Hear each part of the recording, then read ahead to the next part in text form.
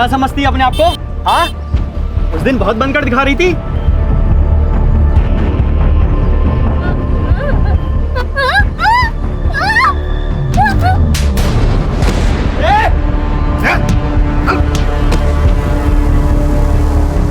शर्म नहीं आई तुम लोगों को ऐसी घटिया हरकत करते हुए? और आप लोग भी क्या क्या खड़े खड़े तमाशा देख रहे? तुम ठीक हो? चलो मैं तुम्हें घर छोड़ देता हूँ।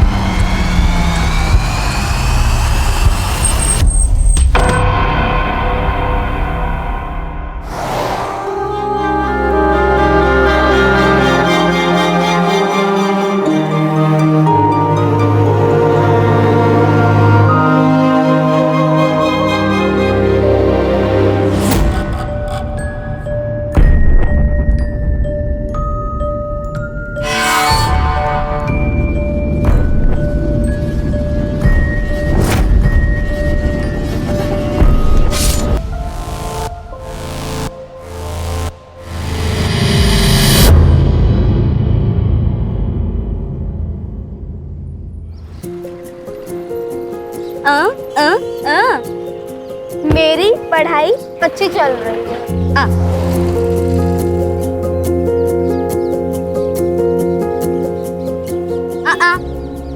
ताई प्लीज चॉकलेट खानी है। ताई प्लीज ना, चॉकलेट चाहिए मुझे।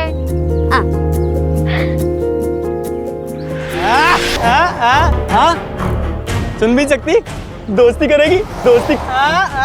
चल चल चल चल छोड़ो तुम, मेरे ताई को छोड़ो, जाओ इधर से। ए, अपनी मम्मी को जाके बोल दे तेरी ताई शाम को आएगी। चल ताई, चल ताई। खबरदार, अगर इन लड़कियों के आसपास भी देखा मैंने तुम्हें तो तुम सबकी पुलिस में कंप्लेंट कर दूंगी। चलो निकलो यहाँ से। ताई, वो लड़के साइनी का मजाक उड़ा रहे थे। हाँ तो मैं क्या करूं? तुम्हें पता है हमारी जिंदगी ना बहुत अच्छी हो सकती थी अगर ये मनहूस हमारी जिंदगी में ना होती। तुझे क्या लगता है मैं कम परेशान हूँ? कितना अच्छा होता अगर पैदा होते ही मर जाती या अपनी माँ के साथ मर जाती। आप लोग साहिली के सामने ऐसी बातें कैसे कर सकते हो? तुम्हारे घर में नहीं है ना, तब तुम ऐसे बढ़ बढ़ के बातें कर रही हो। अरे तुम्हें पता नहीं कितनी बड़ी बॉदरेशन है ये। ना कुछ सुनाई देता है ना कुछ बोल सकती है।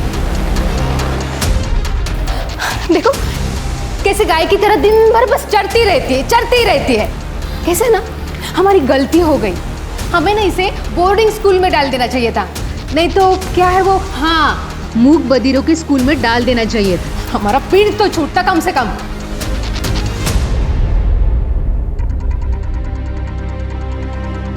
आप लोग ऐसी बातें कैसे कर सकते हो?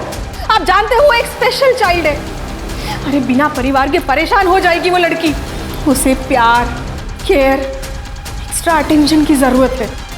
तो ये सब मिल जाएगा ना वहाँ पे बोर्डिंग स्कूल में। इसमें इतना हल्ला करने की क्या जरूरत है? तू जा, एक गिलास पानी ले गया और चाय भी बनाना।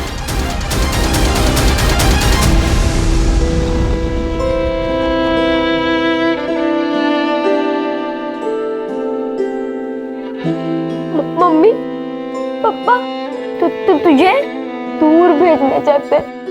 हाँ हाँ हाँ हाँ हाँ हाँ। ताई, अब आपको कैसे समझाऊं?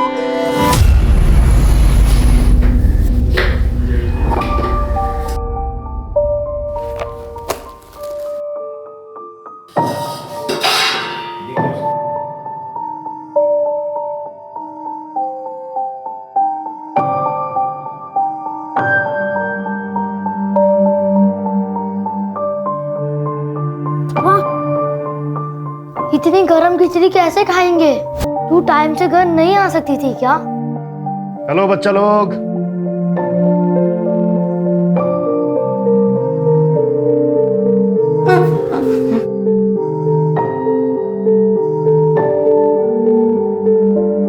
रोहिणी रोहिणी 3-4 घरों में झाड़ू, पोछा, कुटके का काम करती है ताकि उन पैसों से तुम्हें खिला पिला सके और स्कूल भेज सके।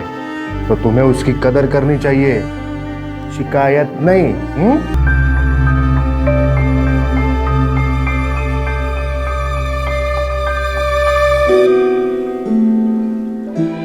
रोहिणी कह रही है कि उसे आने में लेट हुआ इसलिए उसे बुरा लग रहा है, पर पवार साहब की बीवी ने उसे एक्स्ट्रा काम दे दिया था जिसके उसे एक्स्ट्रा पैसे भी मिले और उसी पैसों से वो अपने भाइयों के लिए नए कपड़े भी खरीदेगी। यस।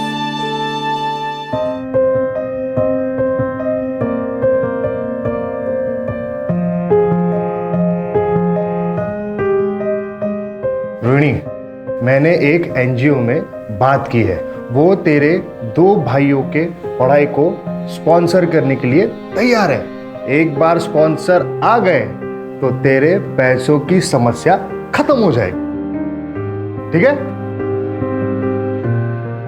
मैं निकलता हूं।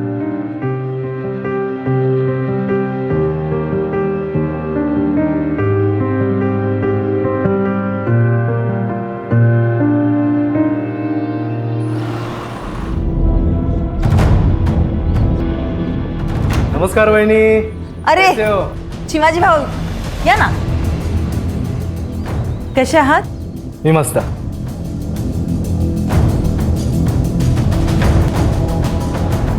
तुम्ही बसा ना, चाय पानी घ्या, मैं इनको बुला के लेके आती हूँ. हो.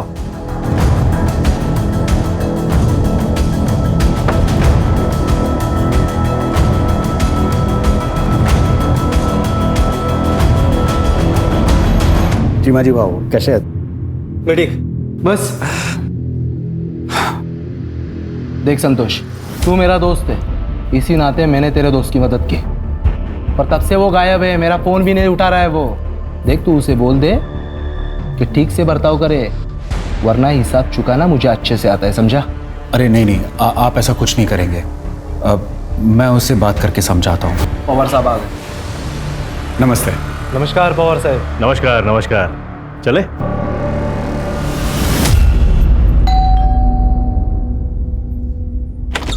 अरे कापसे साहेब या कसे आहात तुम्ही? नमस्ते वहिनी, तुम्ही कसे आहेत? मस्त मस्त, बसा ना. मन्या ए चल.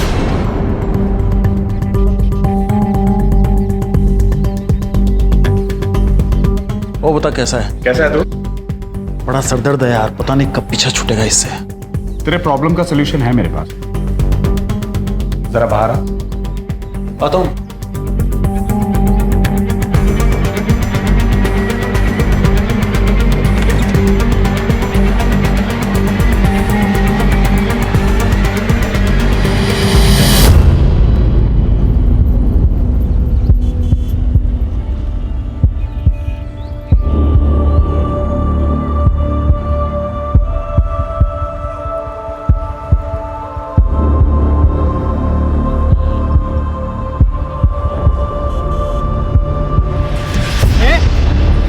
क्या समझती है अपने आप को? हाँ, उस दिन बहुत बनकर दिखा रही थी.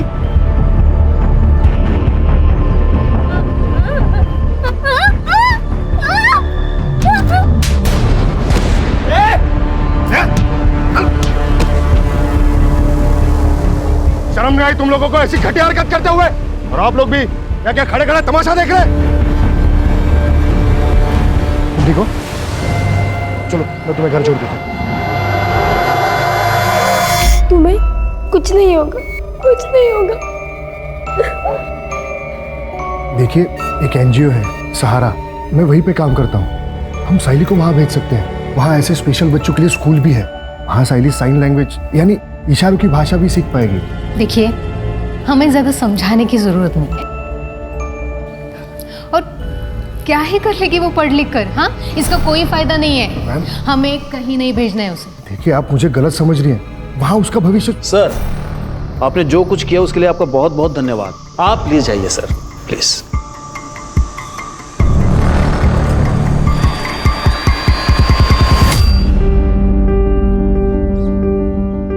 ताई, आज हमारे लिए क्या लेकर आओगी? पवार मैडम तीर्थ यात्रा पे गई है, जब वो वापस आएगी तब ताई को काम का एक्स्ट्रा पैसा मिलेगा, तभी ताई हमारे लिए कुछ खरीद पाएगी। वाह, कैंडी! ताई, तू दुनिया की बेस्ट ताई है।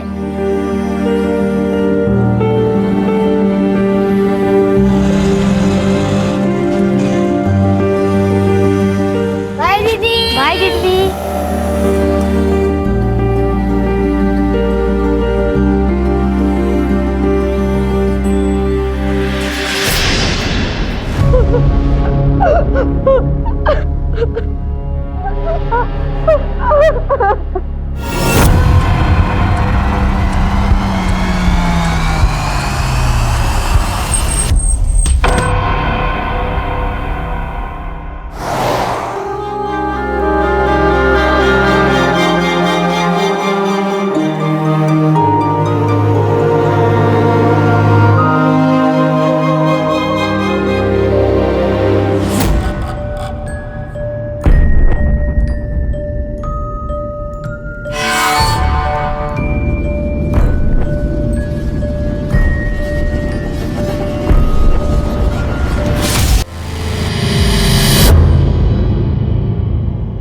रोना मत बेटा। वो एनजीओ वाला लड़का कौन आता है? केदार दादा। उसको फोन लगा, शायद उसको मालूम रहेगा तुम्हारी ताई कहाँ है।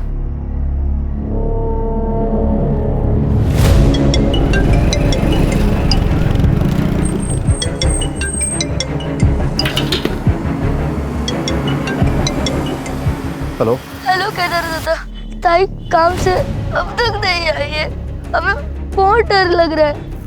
और मैं तो अभी पुणे के बाहर हूँ। अच्छा रुको, मैं जल्द से जल्द वहाँ आता हूँ, ठीक है? ठीक है। ये दोनों रोहिणी के भाई हैं और ये रोहिणी सुन बोल नहीं सकती है। जी। लेकिन तब तक इन दोनों का क्या, इनकी देखभाल कौन करेगा? सर मैं ही इन्हें एनजीओ के ऑफिस में लाया था, मैं ही देखभाल करूंगा सर इनकी। ठीक है, आप लोग टेंशन मत लो, हम आपकी बहन को जल्दी से जल्दी ढूंढ देंगे, ठीक है? ये रोहिणी जहाँ जहाँ काम करती थी उन सभी घरों में जाके पता करो, और जहाँ रहती थी वहाँ भी जाके पता करो। Okay sir. Yes sir. Rohini कल काम पे आई नहीं थे साहब। अरे पवार साहब? पवार साहब तो कुछ दिनों पहले कैंपेन चले गए, और मृदुला मैडम 2 दिन पहले ही वैष्णो देवी गई। उन लोगों ने सब रोहिणी को कॉल किया था। रोहिणी का भाई उसके लिए फ़ोन पे बात करता था, लेकिन रोहिणी के भाई ने भी फ़ोन नहीं उठाया साहब। रोहिणी बहुत मेहनती लड़की थी, काम भी बहुत अच्छा करती थी और अपने भाइयों से बहुत ज़्यादा प्यार भी करती। एक माँ की तरह संभाला उसने अपने भाइयों को।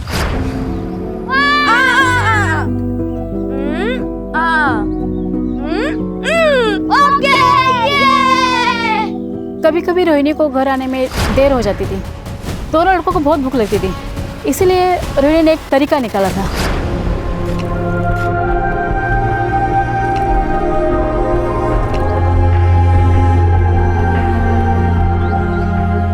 मतलब ये रोहिणी हर तरीके से परफेक्ट है, फिर भी कोई बॉयफ्रेंड या और कोई बात?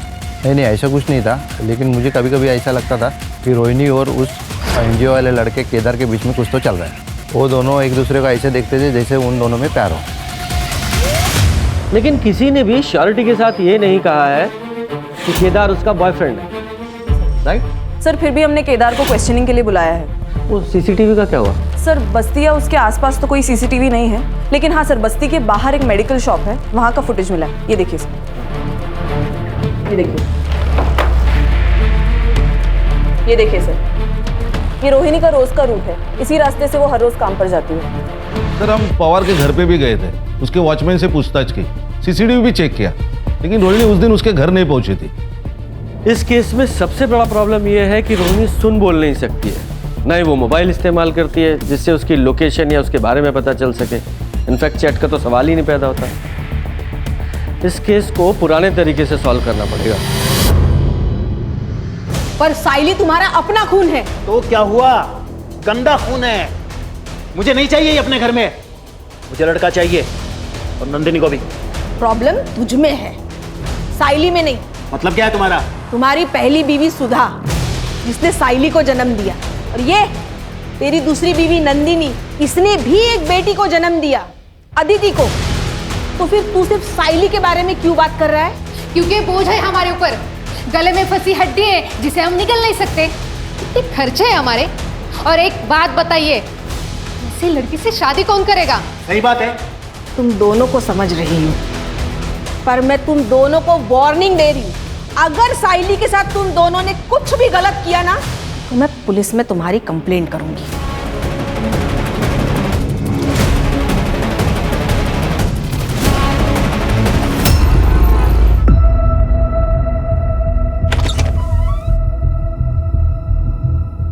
कहाँ है तेरा बाप?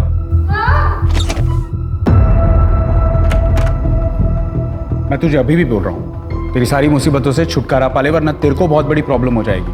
देख, जो ठीक लगे वो कर, मुझे इस प्रॉब्लम से छुटकारा चाहिए बस। नहीं सर, मेरे और रोहिणी के बीच कोई रोमांटिक रिलेशन नहीं था। लेकिन पड़ोसियों ने तो तुम्हें रोहिणी का हाथ पकड़े हुए देखा था।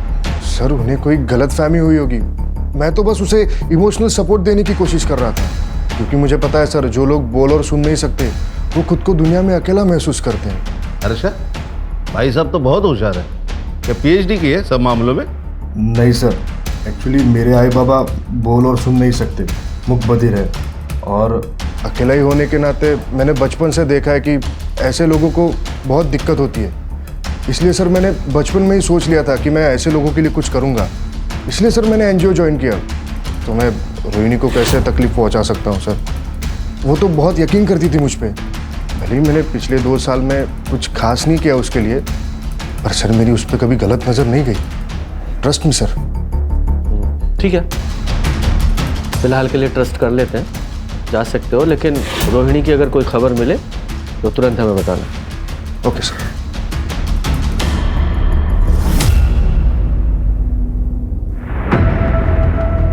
ये रोहिणी जा कहाँ सकती है? अभी तक एक भी क्लू हाथ नहीं लगा है।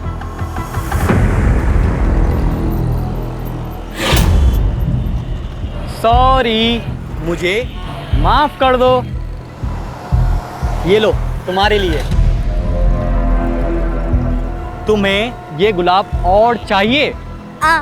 ये गुलाब वहां पर बहुत सारे हैं, चलें? चल आ, चल चल। ए, तू रुक क्यों गई? चल। अरे आगे मिलेगा, आगे चल। अरे रुक, सुन तो, अरे चलना, सुन।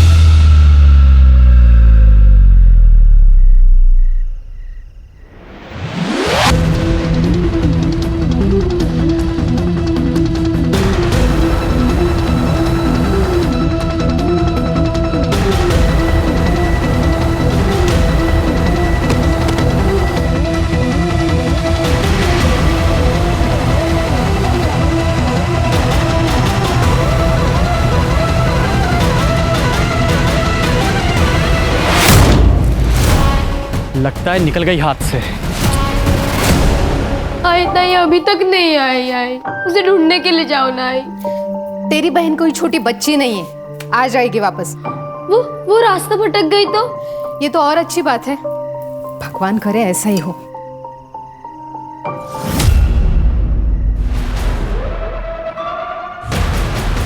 नहीं मिली, एक काम करते हैं, पुलिस के पास चलते हैं। नहीं, ये तो हमारे लिए अच्छा है ना, हम बस चुप रहेंगे। अदिति अगर पूछेगी तो उसे क्या जवाब देगा? आप उसकी चिंता मत कीजिए, मैं अदिति को संभालूंगी।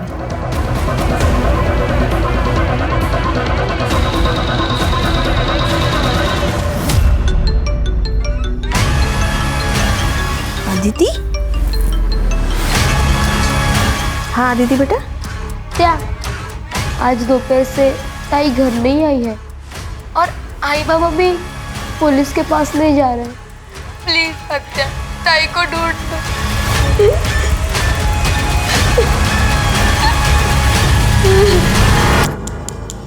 ये सायली 16 साल की है, सायली मूक बधिर है। होय साहब, साहब मुझे शक है कि मेरे भाई और उसकी बीवी ने इसे गायब किया है। वो दोनों इससे नफरत करते थे। साहब जल्द से जल्द इसको ढूंढ निकालिए। हाँ बिल्कुल ज़रूर।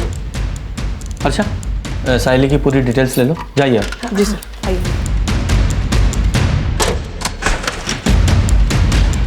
सर, कहीं ये केस रोहिणी से कनेक्टेड तो नहीं है? क्योंकि दोनों लड़के अमुक बधिर हैं और दोनों का एज ग्रुप सेम है। हाँ, लेकिन अभी ये अनुमान लगाना ठीक नहीं होगा। पहले चल के सायली के माँ बाप से मिलते हैं। ओके।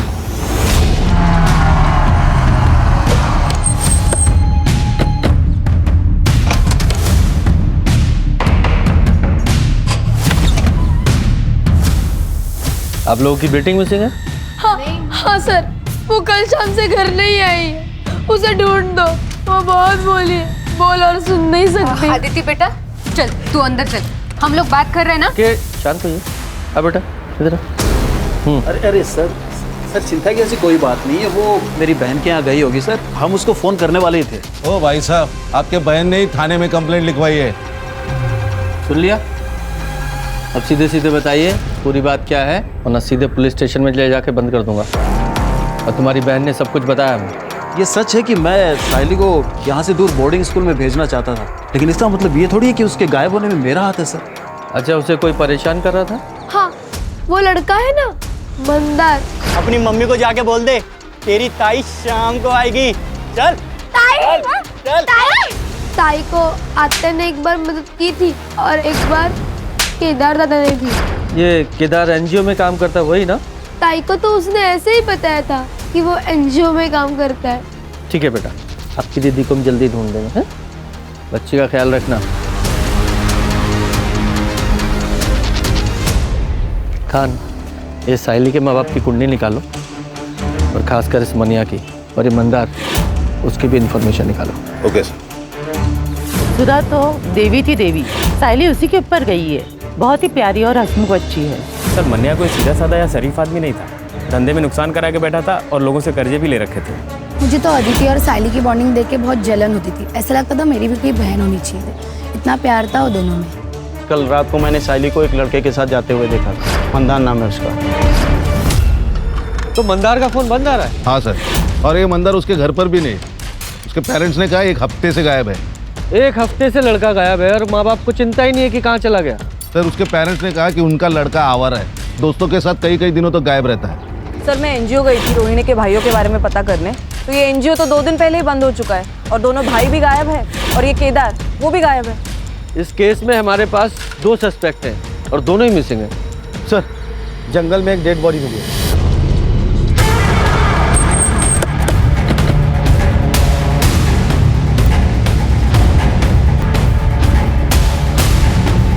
बॉडी को पोस्टमार्टम के लिए भेजो। Yes sir.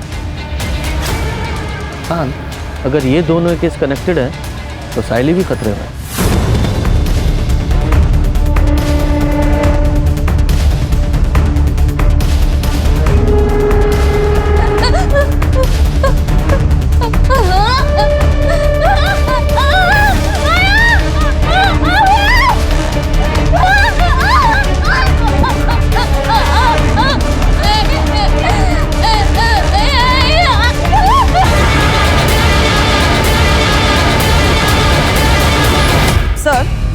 मनिया की सीडीआर के अनुसार वो संतोष नाम के एक कॉन्ट्रैक्टर के साथ टच में था और कोई बिजनेसमैन भी है चिमाजी नाम का।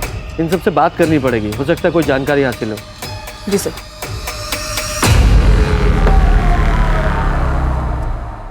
सर, मनिया का अच्छा दोस्त होने के नाते जब मनिया को नुकसान हुआ तो मैंने उसे मदद की थी। चीमा जी से मैंने उसे 25 लाख रुपए दिलवाए थे। गलती हुई जो मैंने उसे लोन दिया। इंटरेस्ट तो मिला नहीं, उल्टा मेरा पैसा लटक गया। सर, मैंने गारंटी ली थी। मैं बहुत प्रेशर में आ गया था, इसलिए मैं बार बार उसे कॉल करता था और मिलता था और उसे बोलता था पैसे दे दे, पैसे दे दे। यार, मैं चीमा जी को क्या जवाब दूँ? अब मैं अपने एसेट्स बेच के तो तेरी लोन पे नहीं कर सकता ना। संतोष तो मेरे भाई जैसा है, कुछ भी करके उनको समझा दे। खान, इन लोगों के पास मोटिव तो है साइली को उठाने का, ताकि मनिया पैसे वापस कर सके। नजर रखना इन दोनों पे। सर, ये केदार का फोन अभी अभी स्विच ऑन हुआ है हाईवे के पास। चलो। ये मोबाइल कहाँ से मिला? सब रास्ते में गिरा हुआ था, मैंने उठा लिया। चलो दिखाओ वो जगह। सब यहाँ मिला हुआ था।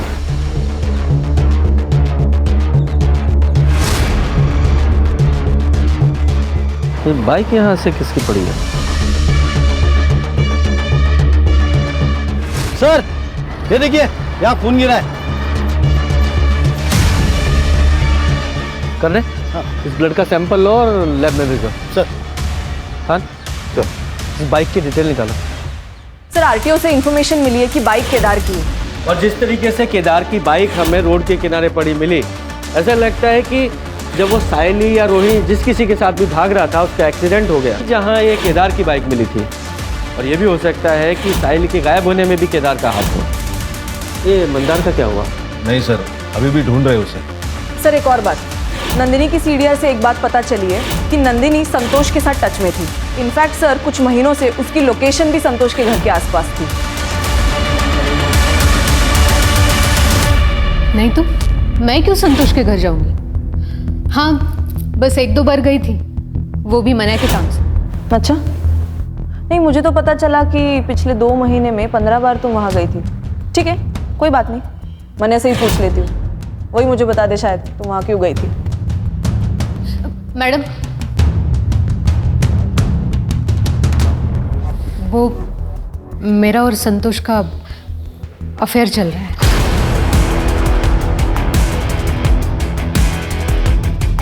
मने और मैं हमेशा से एक बेटा चाहते थे। इनके खानदान में कभी कभार ही बेटे होते हैं। मनिया के बड़े भाई जो औरंगाबाद में रहते हैं, उनकी भी 3 लड़कियां हैं, लेकिन संतोष के 2 बेटे हैं जो बोर्डिंग स्कूल में पढ़ते हैं, और उसका बड़ा भाई, उसे भी 2 बेटे हैं। मैं मनिया को बेटी का गिफ्ट देना चाहती थी, बस इसके लिए मैंने संतोष के साथ अफेयर शुरू किया। इसके अलावा मुझे संतोष से कोई लेना देना नहीं।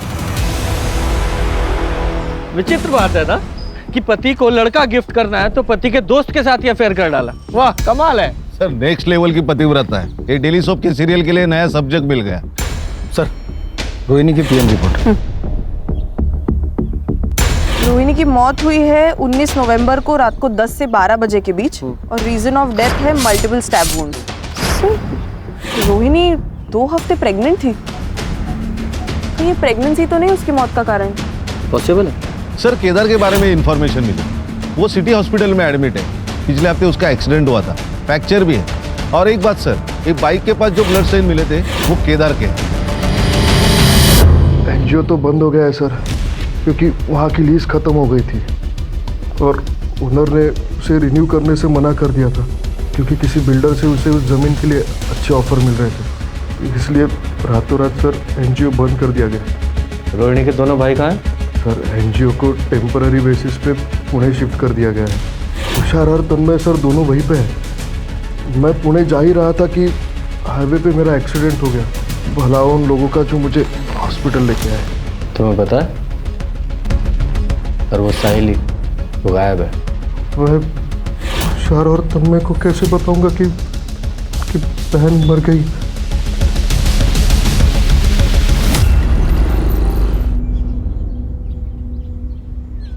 आलिस, कैसा रहा सफर? बहुत अच्छा। रोहिणी कहाँ है? आज आई नहीं क्या? रोहिणी तो तब से काम पे नहीं आ रही है जब से तुम वैष्णो देवी गई हो। और अब तो पुलिस की उसकी लाश भी मिली है। क्या? पुलिस ने बताया कि रोहिणी का रेप और मर्डर हुआ है। ये तो बहुत बुरा हुआ अविनाश। आप किसी भी हाल में उसके कातिल को ढूंढवाओ और उसे सजा दिलाओ। अपने पूरे पावर का इस्तेमाल करो और उस बेचारी को इंसाफ दिलाओ। पुलिस जांच कर रही है, एक बार उसे पकड़ ले, फिर मैं पूरी कोशिश करूंगा उसे जल्द से जल्द सजा दिलाने की। सर, केदार सच बोल रहा था। पुणे पुलिस ने भी कंफर्म किया है कि एनजीओ टेम्पररी बेसिस के लिए वहां शिफ्ट हो गया, और रोहिणी के दोनों भाई तुषार और तन्मय भी वहीं पर थे। Thank God.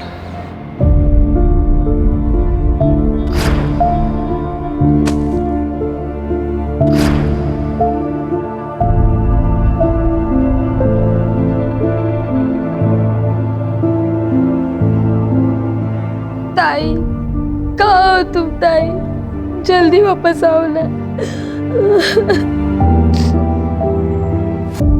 सर, ये मंदार का फोन मार्केट में बंद हुआ था। ये मंदार के फोन में 2 सिम कार्ड थे, जिसमें से एक सिम कार्ड हमें उसके घर से मिला था।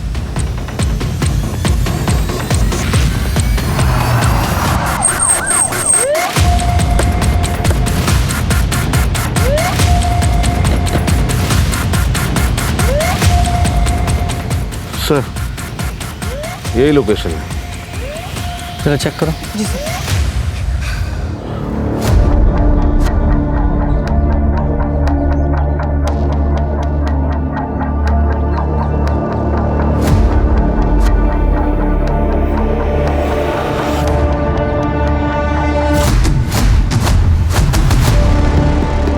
सर, ईयरिंग है और इस पर ब्लड के ट्रेसेस है सर। कलेक्ट करो और लैब में भिजवाओ। जी सर।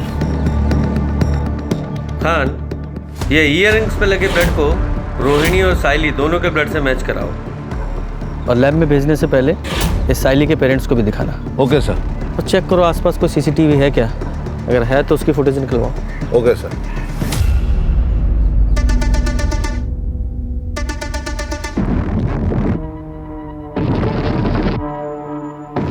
ये तो मेरे ताई के हैं। आप उन्हें लेके नहीं आए? कहाँ है मेरे ताई? बेटा, हम साइली को जल्द से जल्द ढूंढ लेंगे। प्रॉमिस? प्रॉमिस। सर, वो जो ईयरिंग्स पे ब्लड मिला था वो रोहिणी और साइली दोनों के ब्लड से मैच नहीं होता। और हाँ सर, वो जो ब्लड हमें रास्ते पर मिला था उसके आसपास का सीसीटीवी हमने चेक किया तो उसमें एक गाड़ी नजर आ रही है जिसमें एक लड़की लेटी हुई है। उसका चेहरा तो क्लियरली दिख नहीं रहा और सर गाड़ी का नंबर भी क्लियरली नहीं दिख रहा। उस पूरे एरिया को फिर से चेक करते हैं।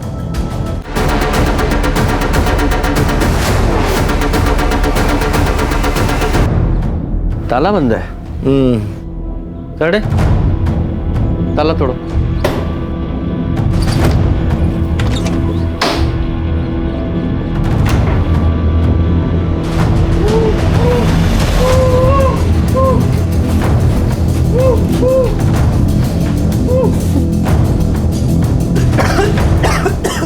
अच्छा, पानी दो।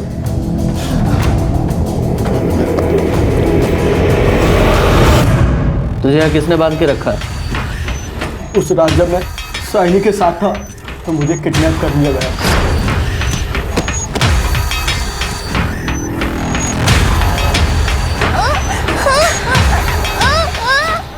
छोड़ इसको! छोड़ इसको!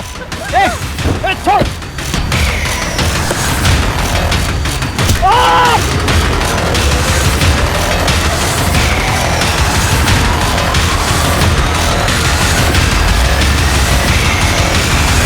और जब मेरी आँख खुली तो मैं यहाँ था। मुझे नहीं पता कि मैं कितने दिनों से यहाँ पर हूँ। 1 हफ्ता हो गया तुझे। जब तूने साइली पे हमला किया था तब से गायब है तू, और तेरी वजह से वो भी सिंह है। मैं तो बस साहिनी का फ़ायदा उठाना चाहता था। उसकी वजह से मुझे आरती और केदार ने थप्पड़ मारा, लेकिन सच में मुझे नहीं पता कि साइली कहाँ है। तुझे उस कार का नंबर याद है? नहीं, अंधेरे की वजह से मैं ज़्यादा देख नहीं पाया।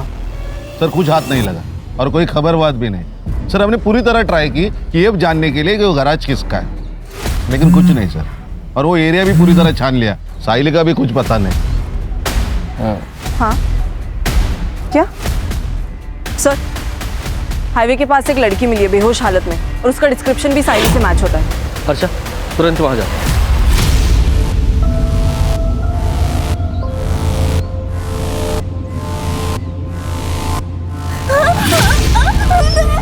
बेटा डरो मत, हम पुलिस है। क्या हुआ तुम्हारे साथ, बताओ।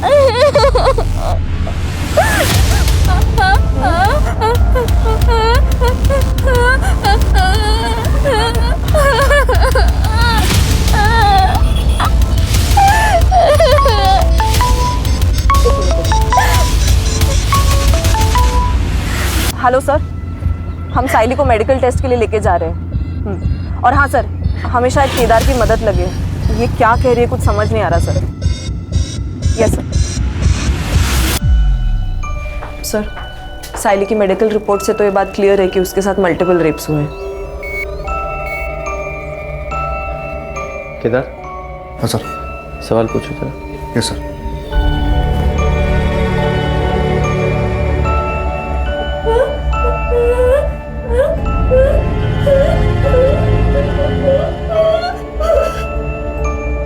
सर मैं कुछ समझ नहीं पा रहा हूँ, ये प्रॉपर साइंस यूज नहीं कर रही है। ये रोहिणी की तरह स्पेशल स्कूल गई नहीं है ना। तो फिर कौन है जो इसकी भाषा समझ सकता है? सर मुझे पता है कि हमारी मदद कौन कर सकता है।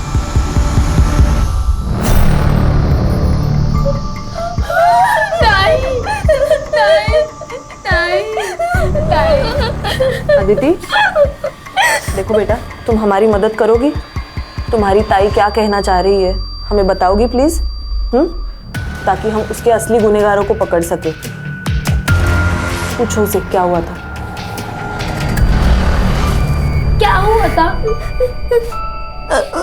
ताई कह रही है कि वो एक छोटी सी गंदी सी जगह पे थी, वहाँ बहुत अंधेरा था और एक चारपाई थी और वहाँ 3 आदमी थे। बाद में क्या हुआ, वो 3 आदमी ताई के साथ बहुत गंदा काम करते थे और कल उस चौथे आदमी ने ताई को छोड़ दिया और कहा भाग जाओ। ताई भागी भागी बहुत भागी और भागते भागते बेहोश हो गई। बेटा जरा अपनी ताई से पूछो कि उस चौथे आदमी का चेहरा याद है क्या? उसका स्केच बनवा सकती है? तुम उस चौथे आदमी का स्केच बनवा सकती हो?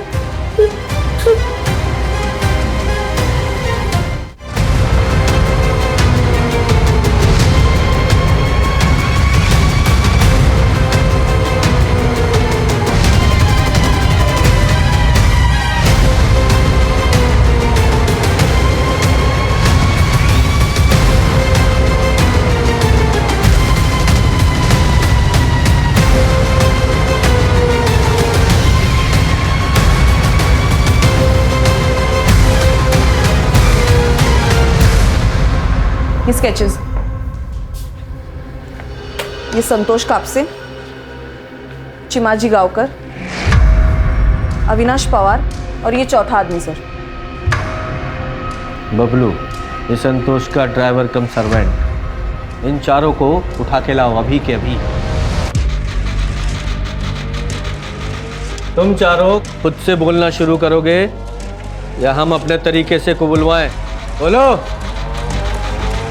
सर हम तीनों ने इससे पहले भी अपने अपने घरों के मेड के साथ कई बार रेप किया है और फिर हम उन्हें अच्छे पैसे भी देते थे ताकि वो अपना मुंह बंद रखें। सर हमें कम उम्र की लड़कियों के साथ रेप करने में हमें बहुत मज़ा आता है। और फिर एक दिन पवार साहब ने हमें एक मूक बधिर लड़की रोहिणी के बारे में बताया था। और सबसे बड़ी बात, वो किसी को बता भी नहीं सकती कि हमने उसके साथ क्या किया है। सर बबलू मेरे भरोसे का ड्राइवर कम नौकर है। उसने रोहिणी को पवार साहब के घर जाने से पहले ही किडनैप कर लिया।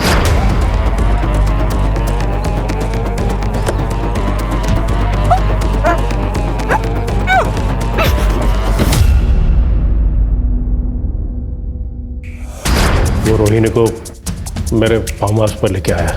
हम तीनों ने उसका रेप किया।